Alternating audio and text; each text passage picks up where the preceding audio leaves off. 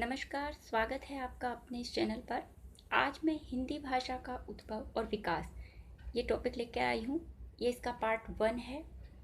कहाँ से हिंदी का उद्भव हुआ और इसका विकास कैसे हुआ, इसी के बारे में आज हम बात करेंगे। लेकिन उसे शुरू करने से पहले मैं आप सभी से निवेदन करना चाहूँगी कि आप अपने इस चैनल को सब्सक्राइब करना ना भूलें, और उन सभी का धन्यवाद भी देना चाहूँगी जिन्होंने इसे सब्सक्राइब किया है। तो आइए शुरू करते हैं कि इसका उद्भव कहाँ से हुआ। तो सबसे पहले मैं बात करती हूँ कि हमारे जो प्राचीनतम जो ग्रंथ था ऋग्वेद, उस ऋग्वेद की जो भाषा थी वो थी संस्कृत। तो शुरुआत से ही हमारे यहाँ पर संस्कृत भाषा चलती है, और संस्कृत जो रही है वो 1500 ईसा पूर्व से लेकर के 500 ईसा पूर्व तक रही। ये दो भागों में बटी हुई थी, वैदिक और लौकिक। वैदिक में जो वेद और उपनिषद, आरण्यक वो ग्रंथ थे, और लौकिक भाषा में रामायण, महाभारत आदि लिखे गए। संस्कृत के बाद जो भाषा आती है वो है पाली। पाली 500 ईसा पूर्व से लेकर के पहली शताब्दी तक रही, और इसमें बौद्ध ग्रंथों की रचनाएं हुई, जैसे सुत्त पिटक है, विनय पिटक है आदि। इसके पाली के बाद जो भाषा का उद्भव होता है वो है प्राकृतक। प्राकृतक भाषा ईसा की पहली शताब्दी ईस्वी से लेकर के 500 ईस्वी तक रही, जिसमें जैन साहित्य बहुत ज़्यादा मात्रा में लिखे गए थे। प्राकृतक भाषा के अंतिम चरण से अपभ्रंश का उद्भव माना जाता है, जो 500 ईसा पूर्व से लेकर के 1000 ईस्वी तक रहा। अपभ्रंश के ही जो सरल और देशी भाषा शब्द थे उन्हें अवहट कहा गया, और इस अवहट से ही हिंदी का उद्भव हुआ है। एक बात और बताना चाहूँगी, अवहट में विद्यापति की कीर्ति लत्ता और कीर्ति पताका लिखी गई है।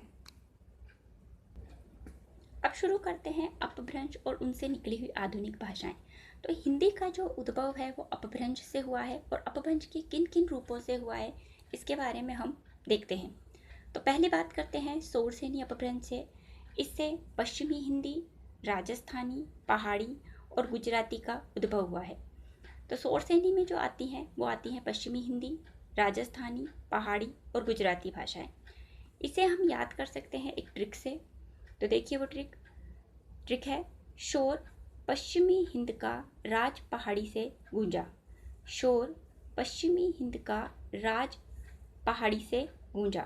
शोर से बनेगा शोरसेनी अपभ्रंश, पश्चिमी हिंद से बनेगा पश्चिमी हिंदी, राज से बनेगा राजस्थानी, पहाड़ी से बनेगा पहाड़ी, और गूंजा से बनेगा गुजराती। अगली जो अपभ्रंश भाषा है वो है मागधी। मागधी में आएगी बिहारी, बांग्ला, उड़िया और असमिया भाषाएं आती हैं। मागधी में बिहारी, बांग्ला, उड़िया और असमिया भाषा आती है। तो इसे हम याद कर सकते हैं कि मागधी में कौन कौन सी भाषाएं आती है। तो इसकी ट्रिक है मांग, बिहारी, बंगला, उड़ा, आसामी का। मांग, बिहारी, बंगला, उड़ा, आसामी का। तो मांग से बनेगी मागधी अपभ्रंश, बिहारी से बनेगी बिहारी, बंगला से बनेगी बांग्ला, उड़ा से बनेगी उड़िया, और आसामी से बनेगी असमिया। अर्धमागधी अपभ्रंश, इससे जो उद्भव हुआ है वो है पूर्वी हिंदी का।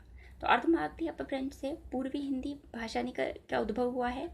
इसे याद करने के लिए हम एक ट्रिक का प्रयोग कर सकते हैं, आधी मांगे पूरी हिंदी। तो आधी मांगे से बनेगा अर्धमागधी, और पूरी हिंदी से बनेगा पूर्वी हिंदी। इन जो शोरसेनी, मागधी और अर्धमागधी के अलावा भी और अपभ्रंश की है, जिनसे कौन कौन सी भाषाओं का उद्भव हुआ है। देखिए पेशाची, इससे लहदा और पंजाबी भाषा का उद्भव हुआ है। ब्राचड़, इससे सिंधी का हुआ है। महाराष्ट्री, इससे मराठी का हुआ है। हिंदी का सिर्फ शोरसेनी, मागधी और अर्धमागधी से ही विकास हुआ है। कई बार एग्जाम्स में पूछा जाता है कि हिंदी का उद्भव किन किन अपभ्रंश की किन किन शाखाओं से हुआ है। तो हिंदी का जो उद्भव हुआ है वो शोरसेनी, मागधी, अर्धमागधी अपभ्रंश से हुआ है। अब हमारे इसके जो हिंदी का उद्भव और विकास है, इसमें बोलियों का बहुत महत्व है। तो बोलियों को लेकर मैं अपने अगले वीडियो में आऊँगी। आप मुझे कमेंट्स के माध्यम से बताएं कि आपको ये वीडियो कैसा लगा। आप इसे लाइक और सब्सक्राइब ज़रूर करें। धन्यवाद।